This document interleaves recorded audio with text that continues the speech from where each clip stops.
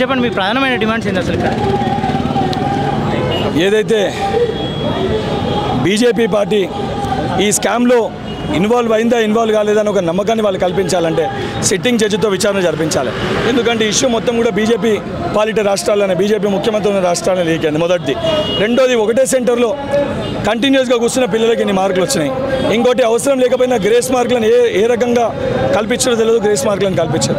So sanctity of the exam దెబ్బతిండదు. కాబట్టి 24 లక్షల మంది విద్యార్థులకు ఎగ్జామ్ కండక్ట్ చేయడమే కాదు, ఎగ్జామ్ రాసిన ప్రతి ఒక్క విద్యార్థికి న్యాయం చేస్తాము, న్యాయం జరుగుతుంది, ఎగ్జామ్ ట్రాన్స్పరెంట్గా జరిగింది అని చెప్పి చూపించాల్సిన బాధ్యత ఎగ్జామ్ కండక్ట్ చేసే ప్రభుత్వాలపైన ఉంటుంది, కేంద్ర ప్రభుత్వం పైన ఉంటుంది.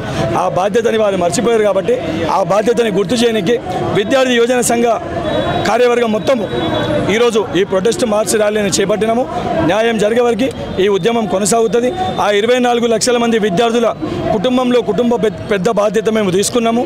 వాళ్ళ అన్న బాధ్యతగా పోరాటం చేసి ఆ పిల్లలకి వాళ్ళ తల్లిదండ్రులకు న్యాయం జరిగే వరకు కూడా మేము ఏ పోరాటానికైనా సిద్ధము. ఈ కేంద్ర మంత్రులుగా ఉన్న కిషన్ రెడ్డి, బండి సంజయ్ గారు మీరు ఈ సమస్యను పరిష్కరించకపోతే కేంద్ర మంత్రులుగా మీరు తెలంగాణ రాష్ట్రంలో మీ మనుగడ కానీ మీరు తిరగలేరని చెప్పి హెచ్చరిస్తున్నాం. ఓకేనా, కోర్టు ఆల్రెడీ చెప్పింది కదా రద్దు చేయడం వీలు కదని. ఎగ్జామ్ శాంటిటీ దెబ్బతిన్నప్పుడు, పేపర్ ఏదైతే సంబంధించి అవకతవకలు జరిగిన ఆరోపణలు ఉన్నప్పుడు, ఆ నమ్మకాన్ని కోల్పోయినప్పుడు న్యాయస్థానము తీర్పిచ్చేంత వరకు రాష్ట్ర ప్రభుత్వాలు, కేంద్ర ప్రభుత్వాలు ఓపిక పట్టొద్దు.